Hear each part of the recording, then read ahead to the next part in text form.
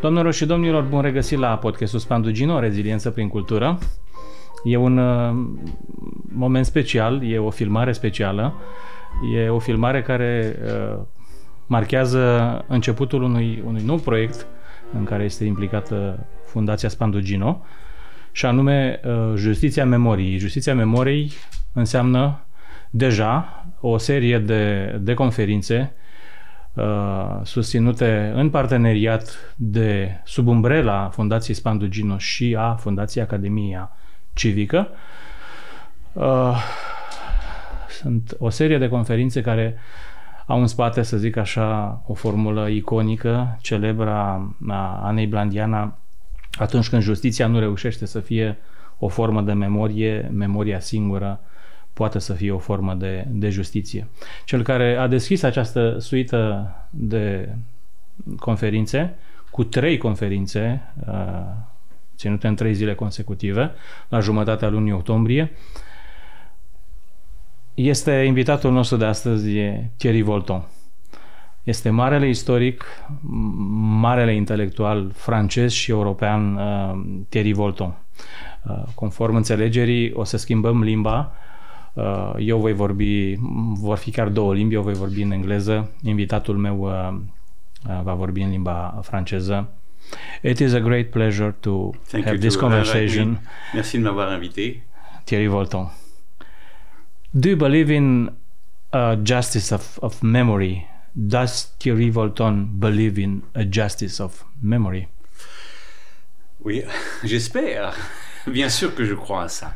Je ne sais pas si je crois à la justice de la mémoire, mais je crois au jugement de l'histoire. Mais le jugement de l'histoire, c'est quelque chose d'assez long.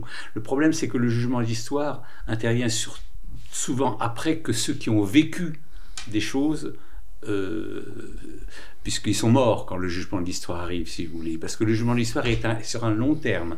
Tout le problème, en vérité, entre les êtres humains et ce qu'ils vivent, et l'histoire, c'est que ce n'est pas le même timing.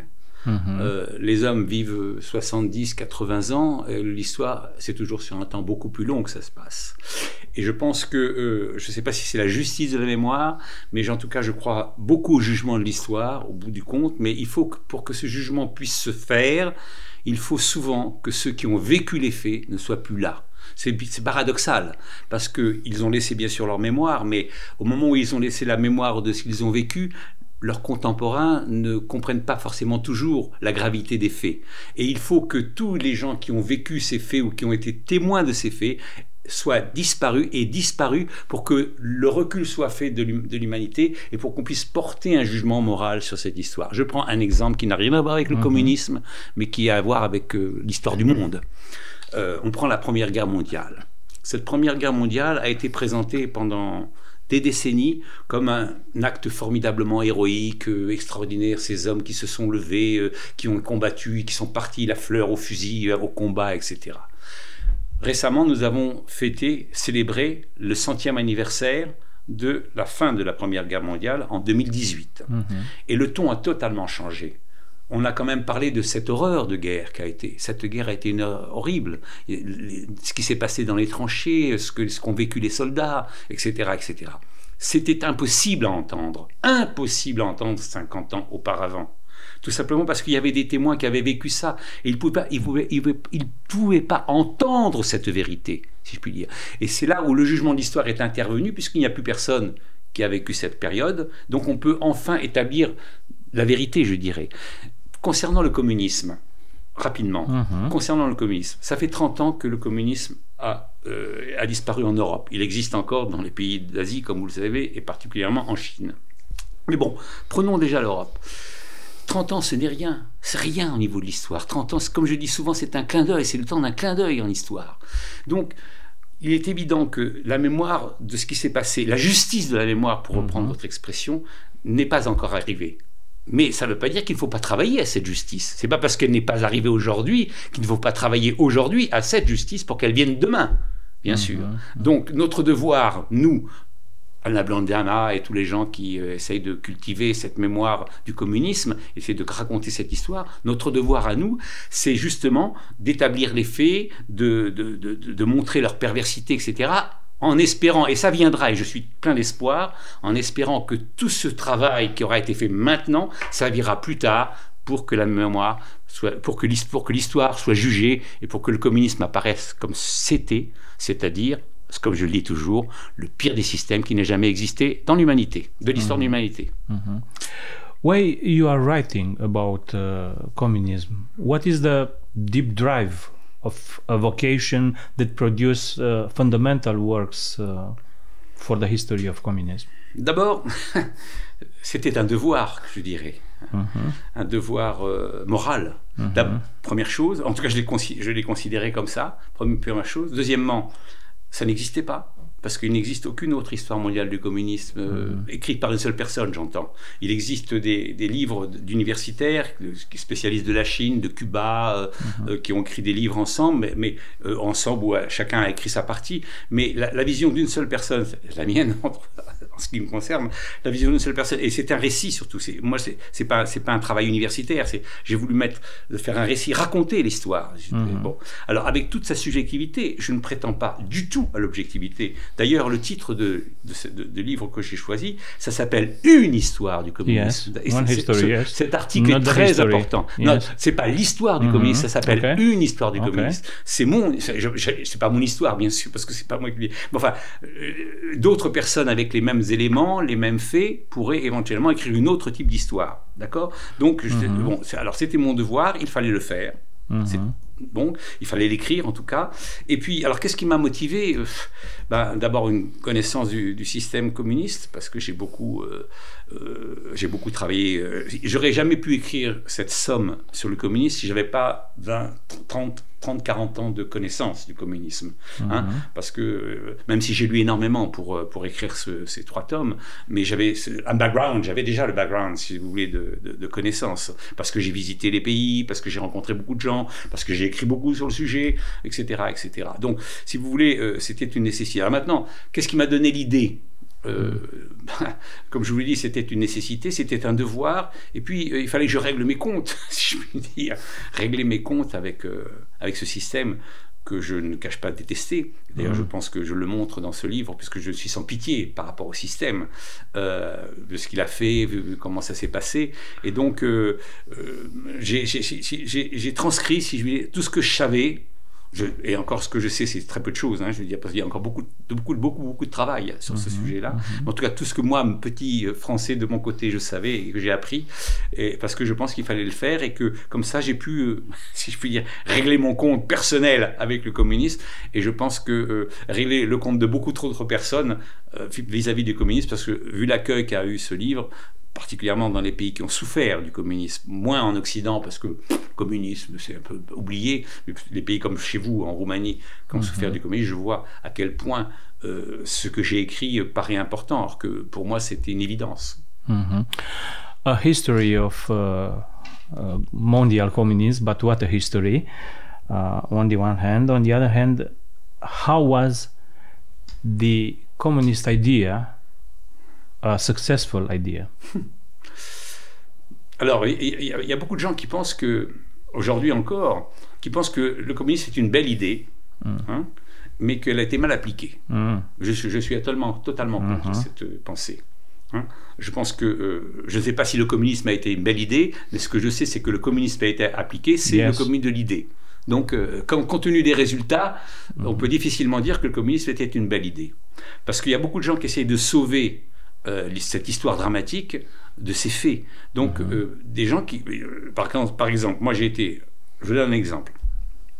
J'étais dans une émission de radio face au premier secrétaire, je ne sais pas quel est son titre exact, du Parti communiste français. Parce qu'il existe encore, je le précise pour vos éditeurs, il existe encore en France un parti qui s'appelle Parti communiste français. Il n'a pas changé de nom, comme chez vous. Donc, qui assume, si je puis dire, qui assume, si vous voulez, ce patrimoine. Bon, et évidemment, je lui disais que ce qui s'est passé, c'est terrible. Il n'a pas nié. Il n'a pas dit « Non, non, vous dites des mensonges, c'est pas vrai, c'était... » Non, il n'a pas dit « C'était le paradis ». Non, parce que ça, ce n'est plus possible à dire aujourd'hui. Non, il m'a dit « Mais le communisme qui a été appliqué, c'est pas le vrai communisme. Non, c'est pas le vrai. Nous allons appliquer le vrai communisme. » Donc, Je ne crois pas. Alors, je lui ai répondu que je ne croyais pas une seconde à ça, puisque je pense que ce qui a été appliqué, c'est le vrai communisme. Hein, bon, donc c'est un moyen, si vous voulez. Alors, est-ce que vous dites c'est une idée juste? Non, je ne peux pas dire, compte tenu de ce qui s'est passé, compte tenu de la réalité du communisme dans tous les pays où ça s'est passé, quelle que soit la culture de ces pays, quelle que soit l'histoire de ces pays, quelle que soit la géographie de ces pays, partout, sans aucune exception, ça a été la même chose. Donc, excusez-moi, on ne peut pas dire que ça dépend parce que c'est les Russes qui ont appliqué. C'est totalement faux. C'est parce que ce communisme en lui-même était ça. Ça a été ça. Donc, je suis désolé, mais ce n'est pas une idée juste, c'est une idée mortifère. Voilà, alors je sais que ça ne fera pas plaisir à certains, mais je le pense fondamentalement.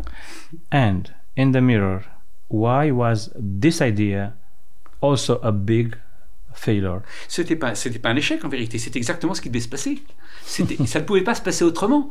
Ça ne pouvait pas se passer autrement. Tout simplement parce que l'idéologie... Alors, pour expliquer pourquoi ça ne pouvait pas se passer autrement, très rapidement.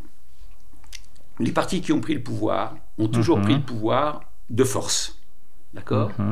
C'est toujours une minorité qui a pris le pouvoir, d'accord? Et cette minorité était idéologiquement convaincue qu'il fallait appliquer l'idéologie communiste, d'accord? Yes. Et pour appliquer cette idéologie communiste, ils ont formaté le pays, le monde, les esprits à cette idée. C'est-à-dire qu'ils ont pensé que cette idée pouvait changer la réalité. Bon, et c'est pas possible parce que la réalité est plus forte que l'esprit, si je puis dire. Le matériel est plus fort que l'esprit. Hein. Et donc, finalement, la réalité s'est choquée à un moment donné. Enfin, c'est affronté. Après, même si les gens qui étaient au pouvoir ont écrasé la réalité, ont essayé d'écraser la réalité, de couper l'herbe sous le pied des gens, etc., de les formater, etc. Au bout d'un certain moment, même si vous coupez l'herbe ras, eh ben, elle continue à pousser, si je puis dire. Et cette réalité, c'est-à-dire la réalité des pays, la réalité des cultures, la réalité des hommes, c'est très important, eh bien, a été plus fort que l'idée. Et donc, finalement, ça ne pouvait pas réussir. Et donc l'échec de ce système était programmé. Prenons le cas aujourd'hui, puisque nous sommes au début du XXIe siècle, nous avons encore quelques pays communistes, n'est-ce pas, dont le grand pays, qui s'appelle la Chine, n'est-ce pas, qui encore est un pays communiste. Hein. Bon, des gens pensent que la Chine, dans 2040, dans 10, 15, 20 ans, peut-être, sera les premiers pays du monde. Comme c'est un enregistrement qui, j'espère, restera dans l'histoire, ce que nous est en train de faire, je dis aujourd'hui, c'est-à-dire le 13 octobre 2022, donc aujourd'hui, je dis que non. Je suis intimement convaincu que la Chine ne sera pas le premier pays du monde en 2040-2045. Parce que ce n'est pas possible. Parce que la réussite telle que connaît aujourd'hui la Chine, qui est déjà en train d'ailleurs de descendre, est terminée. Et donc la réalité, et j'en suis convaincu, alors peut-être que on verra, je ne serai pas là pour avoir le résultat, puisque je serai sans doute plus de ce monde dans 25 ans. Mais je suis convaincu que la Chine ne sera pas le premier pays du monde, hein, parce qu'il est impossible qu'un pays ait une progression économique, sociale, culturelle, rayonnante, enfermé dans un carcan communiste. Ce n'est pas possible, parce qu'à un moment donné, la réalité rattrapera la Chine, et la réalité, aujourd'hui où je parle, a déjà rattrapé la Chine. Le taux de croissance a décliné, la démographie va très très très mal, il y a un énorme endettement, etc., etc. Donc la Chine a déjà mangé son pain blanc, le pouvoir communiste chinois a déjà mangé son pain blanc, et il va commencer à manger son pain noir. Je prends un pari. Hein. Alors, ceux qui m'écouteront en 2049, j'espère que vous... One of the ideas you keep repeating is this one. Communism was not a fully time revolution. What would the world look like if this revolution had fully succeeded? D'abord, heureusement que le communisme n'a pas été une révolution mondiale, parce que il y a eu 27 pays communistes au monde au XXe siècle, d'accord? Donc c'est déjà suffisant, c'est beaucoup de monde déjà.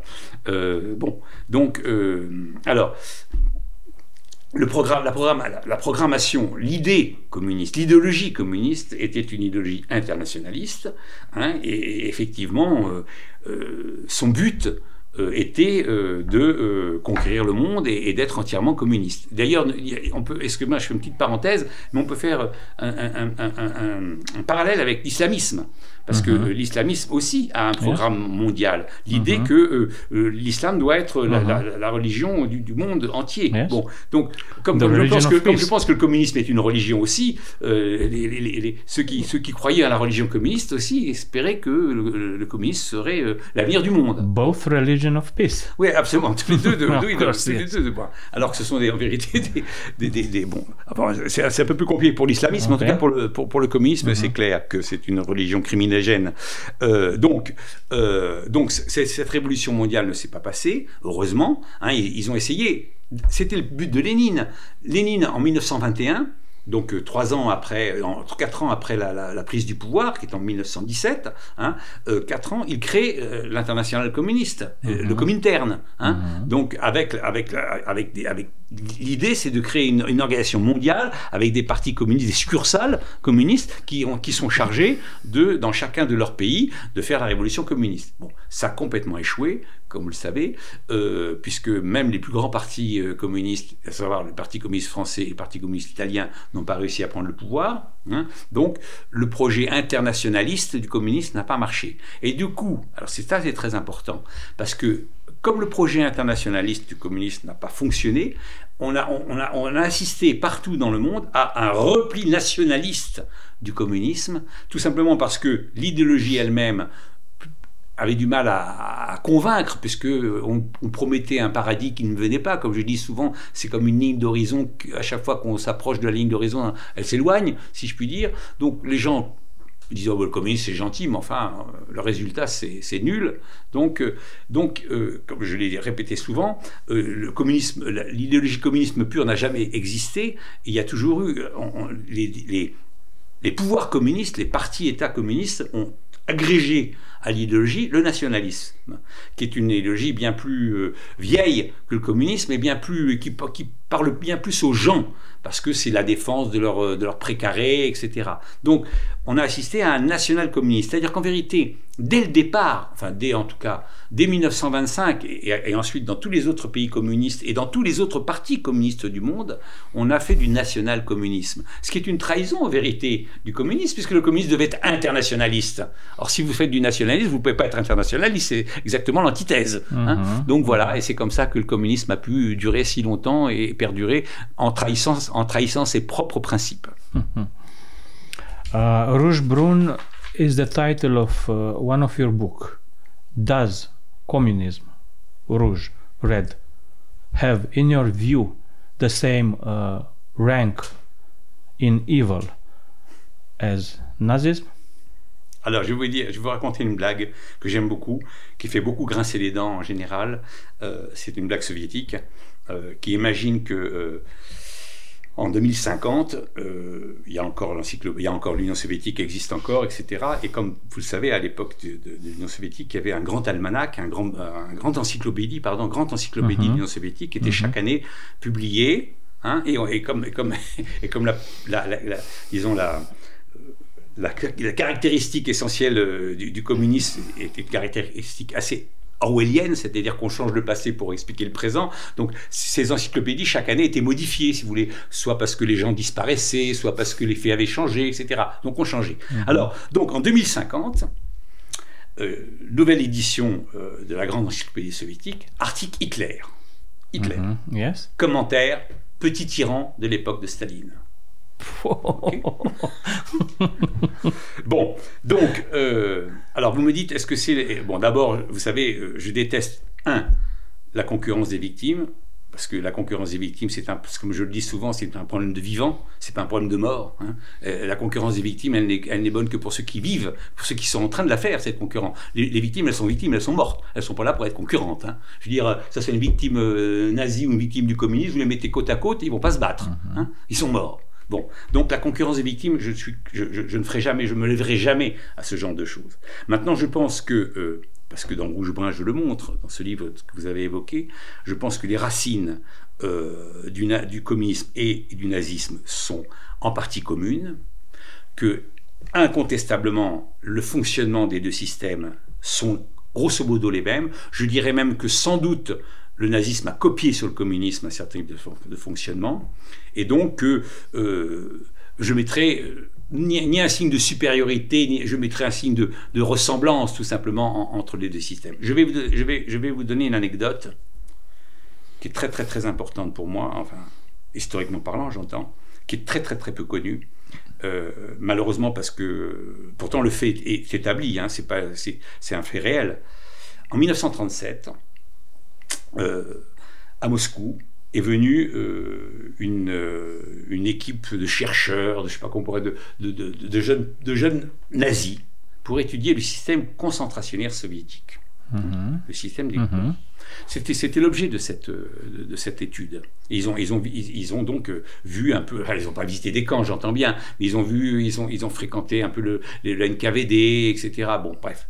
Mais ce qui est intéressant de savoir, c'est qu'au même moment où ça se passait, c'était la Grande Terreur à l'époque, la Grande Terreur sous Staline, d'accord ? Et dans cette Grande Terreur, les Soviétiques ont inventé un mode d'extermination qui va avoir des conséquences considérables. Eh bien, ils avaient inventé des camions à gaz. Des camions à gaz, c'est-à-dire que le pot d'échappement du camion était branché sur une cabine hermétique et on faisait monter les hommes et les femmes nus. C'est très important qu'ils soient nus parce que quand on va être asphyxié, on vomit ou alors on fait dans sa culotte, comme on dit, n'est-ce pas? Donc on va passer les vêtements, hein, parce qu'après il faudrait les laver, les vêtements. Hein. Donc nus, on les enferme dans le camion et on fait tourner le camion. D'accord. C'était un moyen d'extermination qu'a mis en place le NKVD. C'était plus économique qu'une balle dans la tête, parce que la balle ça coûte cher, qu'une balle dans la tête, bon, ouais.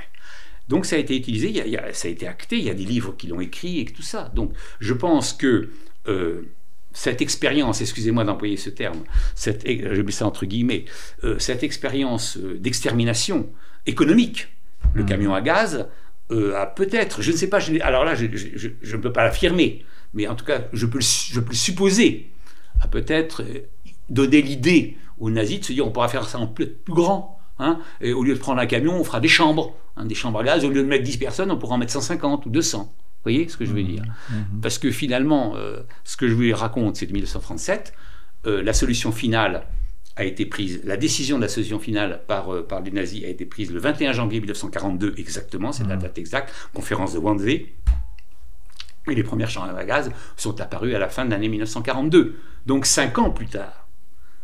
5 ans plus tard par rapport à... Alors, vous voyez, c'est très compliqué de dire qui est le méchant, enfin qui est le pire, qui est le moins pire. En vérité, pour moi, ce sont les mêmes. Ce sont des cousins germains, si je pourrais dire. Voilà.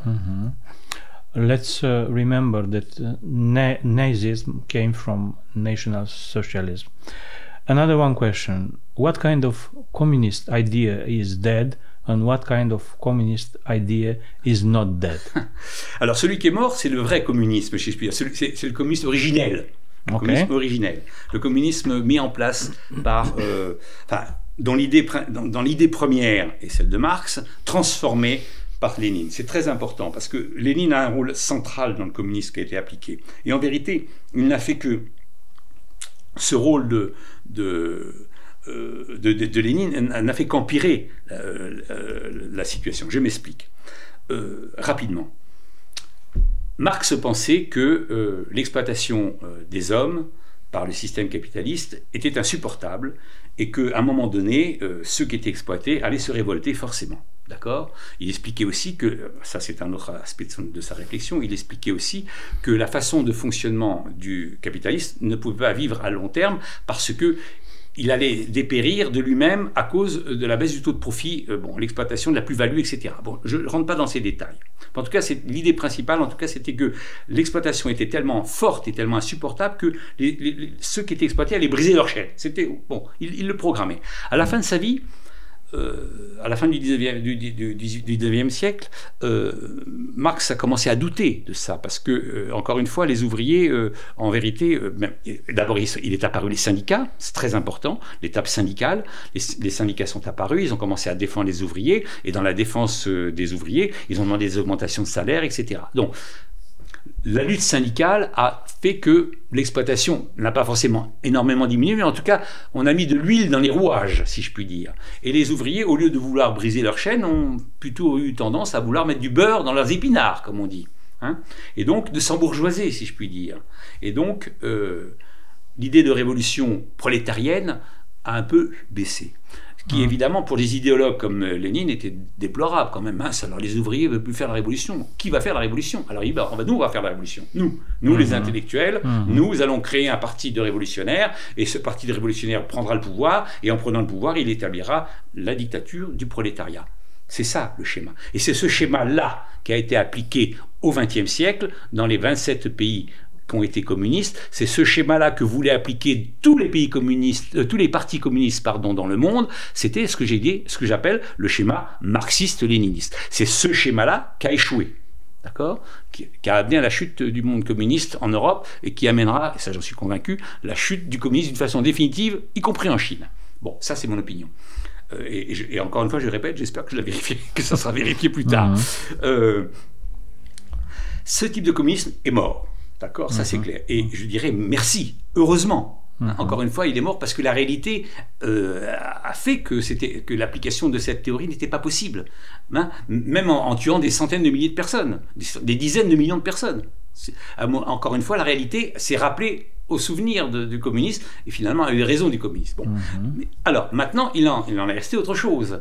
Et on le voit d'ailleurs aujourd'hui, à l'heure où l'on parle. Peut-être que dans 20 ans, ça sera différent, mais au moment où l'on parle, en ce mois d'octobre 2022, les communistes ont réussi à implanter dans... C'était pas eux qui ont... En vérité, ils n'ont pas commencé... C'est pas les initiateurs, mais ils l'ont mis systématiquement en œuvre, et c'est ça qui a marqué les esprits, qui marque les esprits encore aujourd'hui, parce que le mode de fonctionnement communiste, c'est un mode de fonctionnement binaire. Vous avez les bons et les méchants. D'accord ? Les bons, ce sont les communistes, ceux qui veulent établir, éventuellement le peuple, les prolétaires, les pauvres qu'on va sauver, etc. Ça, c'est le camp des bons. Les méchants, ce sont les capitalistes, les exploiteurs, les impérialistes, les colonisateurs, enfin, etc., etc. Donc, c'est ce monde divisé en deux. Alors, aujourd'hui, à quoi on assiste? Aujourd'hui, au moment où l'on parle, je pense que c'est une mode, donc je pense que dans 10 ans, ça sera disparu, en tout cas, dans 20 ans, ça sera disparu, et encore, je prends le pari sur l'avenir, hein, dans 20 ans, ça sera disparu, parce que je pense que c'est une mode. Mais à quoi on assiste aujourd'hui, dans les différentes luttes sociétales, comme on dit, c'est le terme qu'on emploie, n'est-ce pas, le wokisme, la cancel culture, l'anticolonialisme, ce qu'on appelle les luttes intersectionnelles.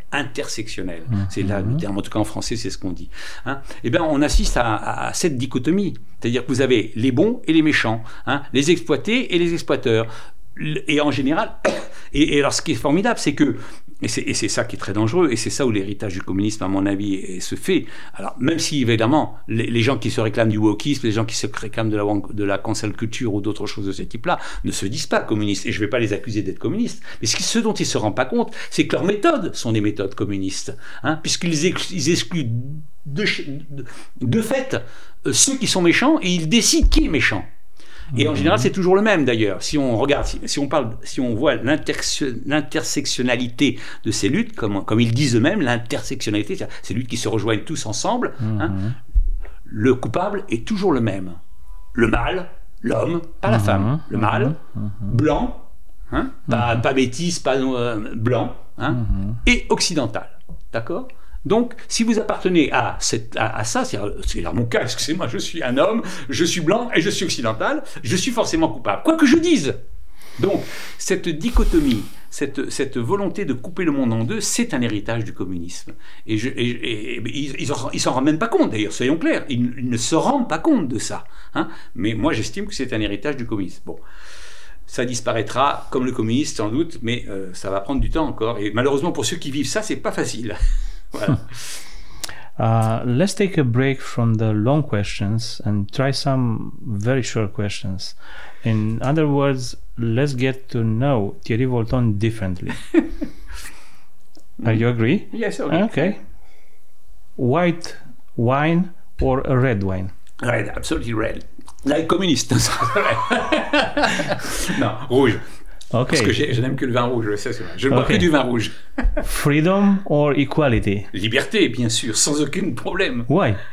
Hein? Why liberté? Parce que c'est ce qui dit, c'est ce qui mine tout. Parce que la liberté, pour moi, c'est d'ailleurs, je vous explique une des raisons pour lesquelles je suis aussi anticommuniste que ça, c'est que c'est justement un système qui a nié totalement la liberté des hommes. Donc, la liberté, pour moi, c'est la valeur absolument primordiale pour l'être humain. La liberté, c'est ce qui domine absolument tout. Alors, on me dit la sécurité, l'égalité, mais non, je m'en fiche. Je veux dire, je m'en fiche, non. Je suis évidemment pour être sécurisé, je suis évidemment pour l'égalité, mais pas l'égalité forcée. Nous sommes pas... Pourquoi pas l'égalité? Je vous explique pourquoi. Mais c'est parce que je trouve que, enfin, personnellement, encore une fois, c'est une idée personnelle. Hein, je ne demande pas qu'on me suive et je ne dis pas que j'ai forcément raison, mais je vous donne mon idée. C'est que je pense que nous ne sommes pas égaux. Tout simplement parce que nous sommes différents. La richesse de l'humanité, c'est ces différences. C'est ça la richesse de l'humanité. Je suis différent de vous. Je suis différent de l'ouvrier qui a ses capacités. Je suis différent du chef d'orchestre. Je suis différent du scientifique. Je pense différent. Même si je suis un homme et même si lui aussi est un être humain. J'entends bien. Nous sommes tous différents. Alors je suis pour l'égalité des droits, évidemment, comme le dit la Constitution, la première Constitution de la Révolution française. Égalité des droits, bien sûr, évidemment. Mais arrêtons là. Il ne faut pas confondre l'égalité et l'égalitarisme. Yes. Voilà, l'égalitarisme est un danger absolu parce que si vous faites l'égalitarisme, tout le monde au même niveau. D'abord, ça ne lève jamais l'être humain, ça le rabaisse au niveau le plus bas. Je prends un exemple. Excusez-moi, je suis un peu long sur ça, mais c'est très important à mon avis. Lorsque vous avez une classe scolaire, hein, et que vous avez différents niveaux. Dans cette classe, des bons élèves, des élèves moyens, des élèves mauvais. Hein. Si vous voulez faire l'égalité, vous êtes obligé de rabaisser le niveau pour que ceux du bas puissent se revenir. Bon. Et finalement, c'est le niveau général qui va baisser. Exact. Tout le monde au même niveau. Et c'est une perte pour tout le monde. C'est une perte pour les gens d'en haut et même pour les gens d'en bas. Donc, c'est pour ça que je suis contre l'idée d'égalitarisme. Voilà. Donc, dans le choix entre égalité et liberté, liberté. Let's return to the game with short questions. Isabella Gianni or Sophia Loren? Sophia Loren. Catherine Deneuve or Sophia Loren? It's more difficult for me. Because j'aime les deux. Donc, les deux. Allez, les deux. Ok. Inclusivisme. Mao Zedong or Staline? Alors, ni l'un ni l'autre, mais si je dois choisir, ça va vous paraître bizarre, ni l'un ni l'autre, hein, mais Staline.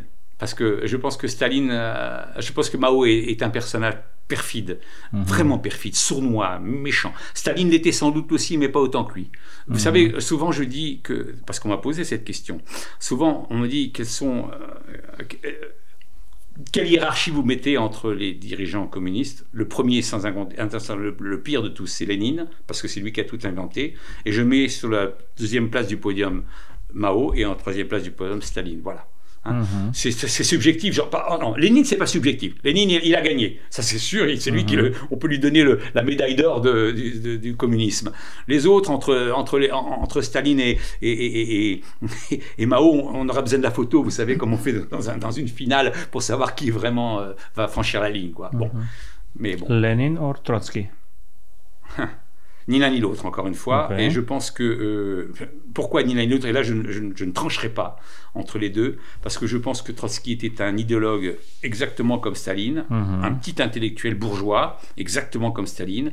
Et je pense que si jamais il avait succédé à... Exactement comme Lénine, excusez-moi, exactement comme Lénine, je voulais dire, donc je répète, donc l'un et l'autre sont des idéologues, petits bourgeois, et si jamais il avait succédé à Lénine, à la mort de Lénine, je ne suis pas sûr que l'Union soviétique n'aurait pas été pire, je dis bien pire, que celle qu'elle a été sous Staline. Voilà, c'est pour ça que je ne veux pas trancher entre les deux. Pizza or American hamburger? Pizza. Sans hésitation. Sartre or Camus? Camus, bien sûr, évidemment. Camus, magnifique, bien sûr. Ronald Reagan or Charles de Gaulle? Reagan. Wow. Ouais. Ah oui, je vais vous expliquer pourquoi. Yes, ouais. Parce que je pense que, d'abord, Charles de Gaulle a fait beaucoup de bêtises. Vous savez, alors je raconte une petite anecdote parce que les gens, enfin, c'est pas une anecdote, c'est un fait historique. Les gens le savent assez peu, ça.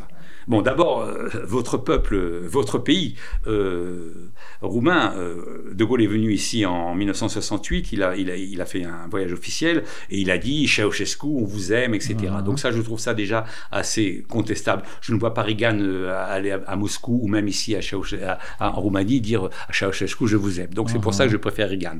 Mais autre chose, De Gaulle était habité par son rôle, par le statut de la France, etc. Bon, je fais très rapide, mais c'est très important. De Gaulle a été, je pèse mes mots parce que je sais que ça va être sur Internet et donc je vais me faire beaucoup d'ennemis en France, mais que voulez-vous, j'ai l'habitude et j'ai le courage de mes opinions. De Gaulle a été le premier dirigeant occidental à trahir la Pologne. La Pologne. It's a fact. C'est un fait. Et je vais expliquer deux secondes pourquoi. You have a book in Romania about bien sûr, this, yes. Bien sûr. Very good book. Oui. Donc, et ça, c'est quelque chose que je ne peux, j'ai du mal à accepter, si je puis dire, parce que d'autant plus que la Pologne est le grand martyr de la Seconde Guerre. On l'oublie aujourd'hui. Aujourd'hui, on a totalement oublié que la Pologne était le grand martyr de la Seconde Guerre mondiale. C'est en Pologne que la guerre a commencé, c'est en Pologne que ça a terminé. Les Polonais ont eu un nombre de morts considérable et ils ont été broyés par l'histoire, puisque, comme vous le savez, ils ont été occupés après par l'armée rouge, ils ont pas basculé dans le camp communiste. Bon, bref, pourquoi De Gaulle a été le premier à trahir la Pologne? C'est qu'en décembre 1944, De Gaulle est à Moscou pour signer un accord avec l'Union soviétique. La France n'était pas encore tout à fait libérée en 1944. Elle était presque libérée, mais et De Gaulle représentait un gouvernement provisoire. Bon, il voulait absolument avoir cette alliance avec Staline pour se renforcer sa position de la France et la position de Gaulle par rapport aux Anglais et aux Américains. C'est pour lui important. Donc je comprends sa démarche. Je ne condamne pas cette démarche. Soyons clairs. C'était une démarche intelligente quelque part. Il avait besoin de conforter sa position par rapport aux alliés anglais et américains qu'il n'aimait pas beaucoup pour des raisons. On ne va pas rentrer dans les détails. Bon, peu importe. Donc il est à Moscou. Staline qui se fout, De Gaulle c'est rien, De Gaulle c'est même pas, à l'époque il ne pèse rien, la France n'est même pas encore tout à fait libérée, la résistance française n'a pas été une importante résistance, bon, bref, il néglige De Gaulle. De Gaulle, à un moment donné, il en a marre, 10 jours il reste à Moscou. Il n'est pas reçu par Staline. Hein, et à un moment donné, comme évidemment, l'appartement ou l'endroit où il était, il y avait des micros, hein, il dit, bon, si c'est comme ça, je m'en vais. Hein. Évidemment, le lendemain, comme par hasard, il est reçu par Staline. D'accord ? Donc, et on signe le pacte. Mais en échange, et c'est là où De Gaulle a trahi la Pologne, en échange de ce pacte, il a signé autre chose. Il a signé la reconnaissance du gouvernement provisoire polonais qui était à Lublin, qui était un gouvernement stricto sensu communiste. D'accord ? C'est-à-dire qu'il reconnaissait la légitimité des communistes qui allaient prendre le pouvoir à Varsovie plus tard et qui d'ailleurs vont liquider la véritable résistance. La seule résistance qui a existé, c'est la résistance nationale polonaise, qui vont être liquidés par les communistes quand ils vont prendre le pouvoir et par l'armée rouge lorsqu'ils vont arriver à Varsovie. D'accord ? Arrive Yalta, février, donc nous sommes en décembre 1944, la rencontre de Gaulle-Staline. Hein, en février 1945, la rencontre de Yalta entre Staline, Roosevelt, Churchill. La France n'est pas là, d'accord ? La France n'est pas à Yalta. Arrive le problème de la Pologne. Parmi les conversations arrive le problème de la Pologne. Et alors, évidemment, ni les Anglais ni les Américains n'ont envie de reconnaître le gouvernement de Lublin, qui est un gouvernement provisoire communiste, ils le savent. Et Staline dit, mais attendez, votre camarade de Gaulle, il l'a reconnu là, il a reconnu le gouvernement de Lublin, pourquoi vous ne le faites pas vous-même ? Ah bah d'accord, allez voilà, et c'est comme ça que la Pologne est tombée. Et le gouvernement communiste polonais. Et là, De Gaulle a une responsabilité historique. Seulement ça, quand vous dites ça aux gaullistes en France, ou même aux Français, ils ne veulent pas entendre parler de ça. Parce que c'est une tâche morale. Yes. A few more questions. Short questions. Okay, sorry. It's okay. No, je parle tellement. It's very good what you tell. Autumn or spring? Automne. Que j'aime beaucoup les couleurs de l'automne. Winter or summer? Summer, été. Mountain or sea? Montagne. And the last one from this line of our business. Anna Blandiana or Anna Blandiana? Oh là, Blandiana. Okay, I agree. A world history of communism, over 3,000 pages. A monumental history of communism. First volume, The Executioners. Second volume, The Victims. Third volume, Accomplices. Who are the executioners? Who are? Le monde entier. Les complices. Les complices. Ça, your question is... no. Les bourreaux. Les bourreaux. Yes. Ah. Ah oui, les bourreaux, hein, ils sont nombreux. Alors il y a bien sûr le premier bourreau, c'est celui qui va mettre la balle dans la tête ou celui qui va torturer. Ça c'est le bourreau, je dirais, pratique, concret. Mais les vrais bourreaux, ce sont les dirigeants communistes. Vous savez, parce que les gens savent très peu ça. Pendant la Grande Terreur, par exemple. La Grande Terreur, je l'explique en 2 mots, la Grande Terreur, c'est 1937-1938 en Union soviétique, et il y a à peu près 1 700 000 personnes qui vont être exécutées dans 18 mois. D'accord. Ça fait 10 000 personnes par jour, à peu près, en moyenne. D'accord. Pendant cette période terrible, c'était des listes qui étaient choisies, si vous voulez. Et on disait, on disait pas, machin, un tel. On disait, il nous faut combien? Les 50 000 personnes. Et c'était cet ordre de longueur, cet ordre de grandeur. C'était 10 000, c'était 50 000, c'était 100 000 personnes d'un seul coup. Et donc, chaque ordre, je vais prendre votre crayon, vous permettez, chaque ordre était visé par le bureau politique. Staline ne signait pas ces ordres parce que c'était très malin. Il se disait, on ne sait jamais si l'histoire me juge, on ne pourra pas dire, mais vous avez signé. Donc, parce que Staline était très très très intelligent. Hein. Par contre, tous les autres, ils signaient. Donc, tous les ordres d'exécution, 50 000, 100 000, 25 000, 30 000, je ne sais pas, n'importe où, aux quatre coins je vous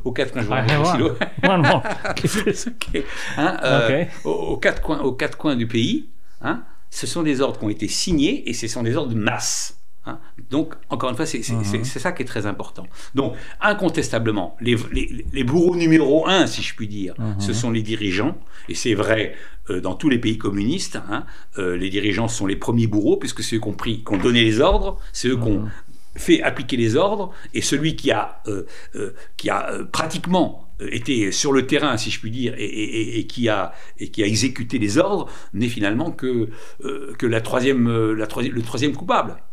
Bon. Alors, malheureusement, si on juge les gens, on jugera plus facilement le bourreau, celui qui va mettre la balle dans la tête, que le dirigeant qui aura signé l'ordre. Mais pour moi, le plus premier bureau, c'est lui. Maintenant, comme il n'y a jamais eu de jugement, et comme il n'y a jamais eu de remords, et comme il n'y a jamais eu de dirigeants communistes qui ont dit « Ah, je suis désolé, c'est terrible ce que nous avons fait, etc. » vous vous dites que tout ça, ça va disparaître dans les nimbes de l'histoire, quelque part, cette espèce de hiérarchie de tous les bourreaux, et c'est bien dommage, parce qu'il n'y a pas un seul dirigeant communiste à ma connaissance, peut-être que quelqu'un va en trouver un, et j'espère que ça serait... Il n'y a pas un seul vrai dirigeant communiste dans le monde qui a dit c'est terrible ce que nous avons fait, je demande pardon à l'humanité, etc. Non. Donc, Donc ces crimes n'ont jamais été reconnus, avoués et surtout excusés. C'est ça qui est terrible. Et c'est une somme de crimes gigantesques, puisque ce sont incontestablement les crimes les plus importants de toute l'histoire de l'humanité. Pas forcément en termes de nombre, mais en termes de rapidité et de diversité. Ce sont les crimes. Il y a à peu près, je ne sais pas combien il y a eu de morts du communisme, ça ne m'intéresse pas les nombres, mais ça s'est passé en un temps très court, 70 ans grosso modo, c'est pas grand-chose 70 ans. Et donc, ça n'existe pas en termes d'histoire, un temps si court avec autant de victimes. Voilà. Who are the accomplices of communism? Les complices? Le monde entier. Le monde entier. Le monde entier. Je répète, le monde entier. Oui, je le répète, vous ouvrez les yeux comme ça, je dis le monde entier. Why? Je vais vous dire pourquoi. Parce que, le crime du communisme a été su dès le départ. Les premiers témoignages sur les crimes de la Russie bolchevique remontent à 1918. D'accord. Les premiers témoignages qui sortent, les premiers livres dans mon histoire mondiale du communisme, je donne une liste d'une 50aine de livres dans différentes langues, anglais, français, allemand, etc., montrant qu'il y avait des témoignages, on savait qu'il y avait des camps de concentration, on savait qu'il y avait des gens qui mouraient, qu'il y avait des gens qui étaient fusillés, etc. On le sait. Dès le départ, on le sait. D'accord? Dès le départ, et après, quand le communisme va s'étendre, à chaque fois, on le sait, on peut le savoir, celui qui veut savoir peut le savoir. D'accord? Donc, on n'a pas vu, on n'a pas su, volontairement. Qu'on me dise pas, mais on ne pouvait pas savoir, c'est pas possible. C'est pas la même chose que les chambres à gaz, et encore, que les chambres à gaz, parce que encore une fois, on peut faire un parallèle.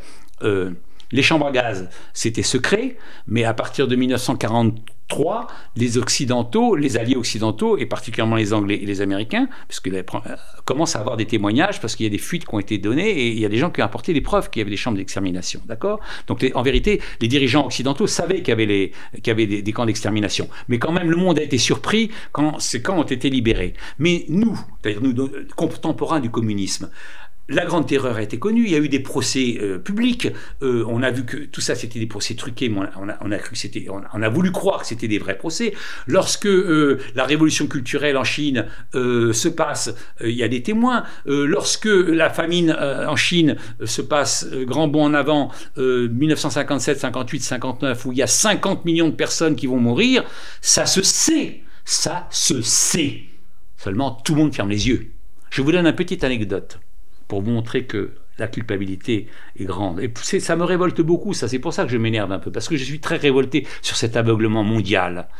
Parce que c'est une honte pour le monde entier. François Mitterrand, qui viendra président de la République bien plus tard.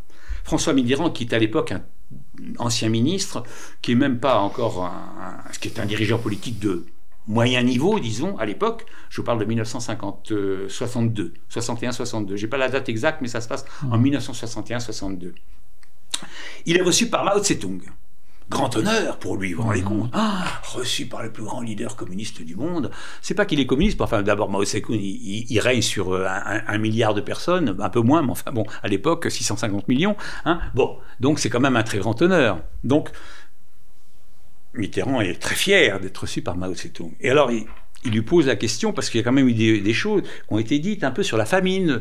Quand même, monsieur le Président, je ne sais pas comment il l'appelle, j'étais pas dans les coulisses, mais enfin, bon, admettons qu'il lui dise Monsieur le Président, quand même, il y a eu cette espèce il y a eu quand même des famines, il y a eu des choses très graves. Alors, Mao dit non, tout ça c'est exagéré, non, il y a eu oui, quelques morts, bien sûr, je sais pas, quelques dizaines de morts, oui, bien sûr, mais enfin, ce qu'on a dit à l'Occident est totalement faux, je veux dire, il n'y a pas eu tout ça.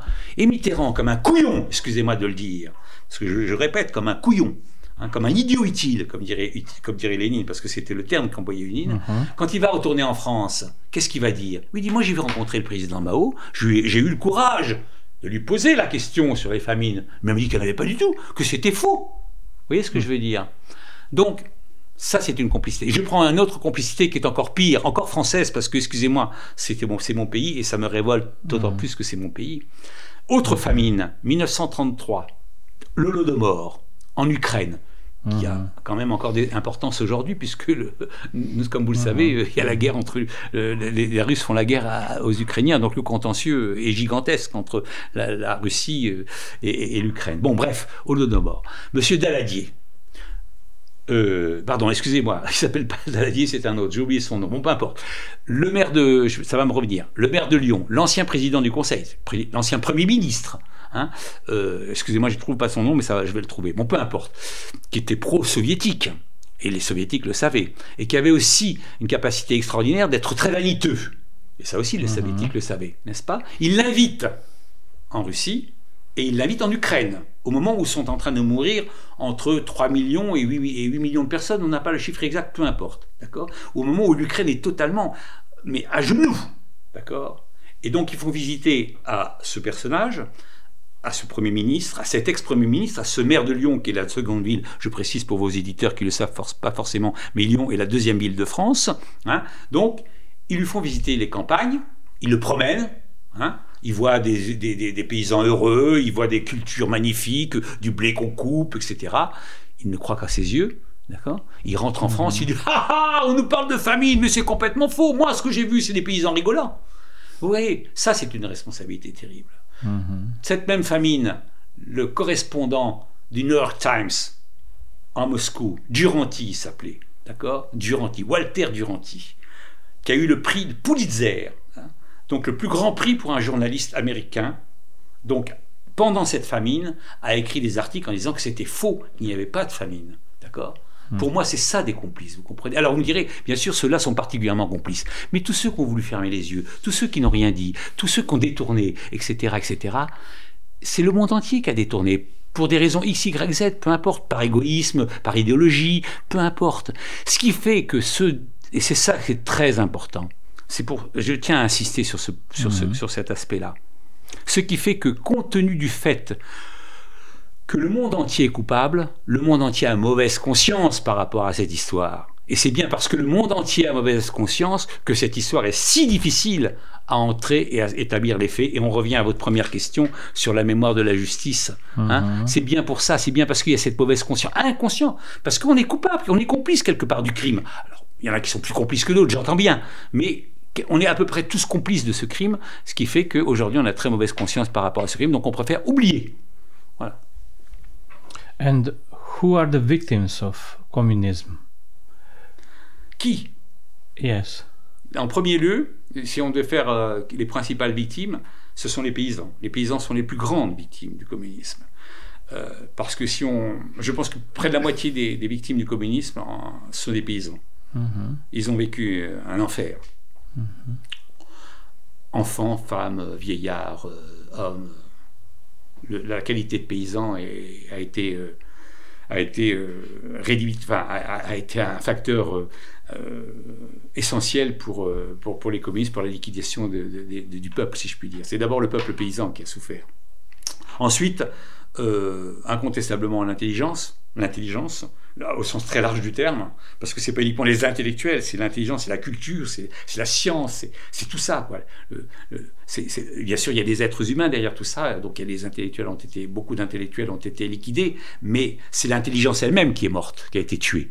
Et l'intelligence, c'est incontestablement la deuxième grande victime du communisme. Ce sont les deux grandes victimes. Le reste, c'est presque aléatoire, même si évidemment, c'est terrible de le dire, parce qu'il y a tellement une mort que, voilà, quoi. Why are all 3 volumes dedicated to the victims of communism? Parce que je dis toujours que la seule chose que l'on doit se rappeler du communisme, la seule chose qui est importante de se rappeler du communisme, ce sont les victimes. Le reste, on peut oublier. D'accord ? Les victimes. Parce que ces victimes, excusez-moi, je suis ému en le disant, mais c'est important. Ces victimes sont mortes dans l'indifférence de leurs contemporains. Parce qu'encore une fois, comme j'ai dit tout à l'heure, on a détourné les yeux, on n'a rien dit, on s'est tué, dans l'indifférence de leurs contemporains. Et si on ne se les rappelle pas, ils meurent une deuxième fois. Vous comprenez ? Ils meurent une deuxième fois. Ils meurent de notre mémoire, de notre absence de souvenir. Donc notre devoir à nous, de survivants, même si on n'est pas contemporain des faits, même si le temps a passé, même si tout ça est parti, notre devoir moral est de se rappeler ces victimes, pour qu'ils ne meurent pas une deuxième fois. The justice of memory. Yeah, la justice of memory. Yes.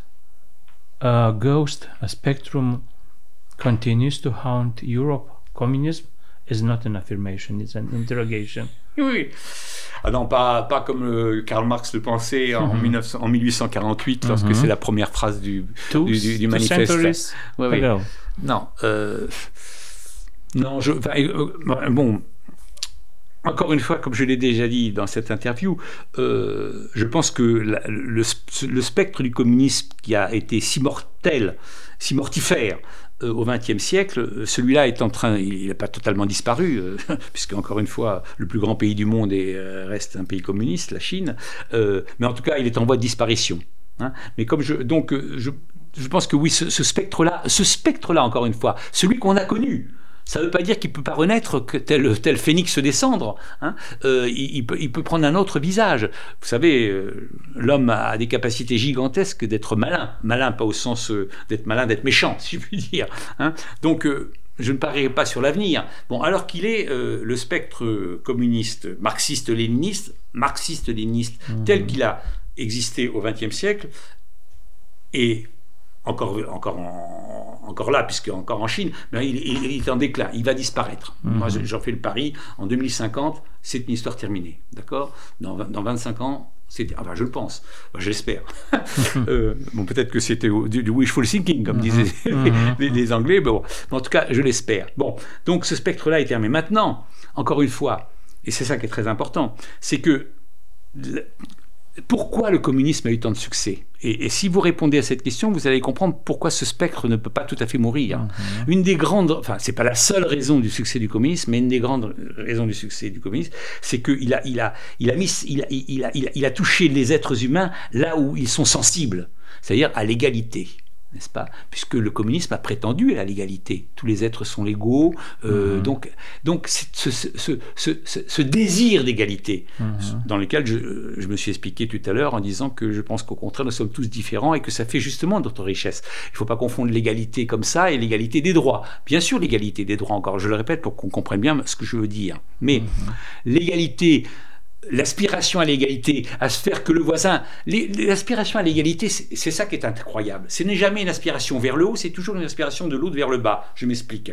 Quand vous avez un voisin qui a une plus belle bagnole, une plus belle voiture que vous, vous êtes jaloux qu'il ait une plus belle voiture que vous. Vous ne souhaitez pas avoir forcément la même voiture que lui. Par contre, vous souhaitez qu'il ait la même voiture que vous. C'est toujours, l'égalité a toujours, et va toujours dans le sens principalement de la descente parce que c'est plus facile que dans le sens de la montée de soi-même, n'est-ce pas? Donc on souhaite que celui qui est plus riche que nous, eh ben, il devienne moins riche comme nous, etc. Celui qui a une plus belle voiture, une plus belle femme, etc. Enfin, pour tout ça, tout ce qui est l'envie par rapport aux autres. Le caractère envieux est un caractère qui est ancré chez tous les êtres humains. On envie l'autre pour de multiples raisons. Il a un plus beau costume, il a une plus belle chaussure, etc.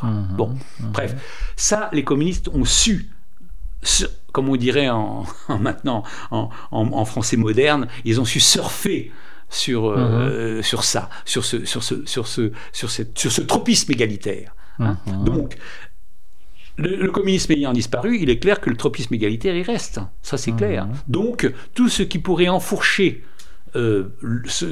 pourrait satisfaire ce tropisme égalitaire, eh ben, il y aura toujours des oreilles attentives. Ah ouais, c'est pas mal, oui, bien sûr. Donc on adhère.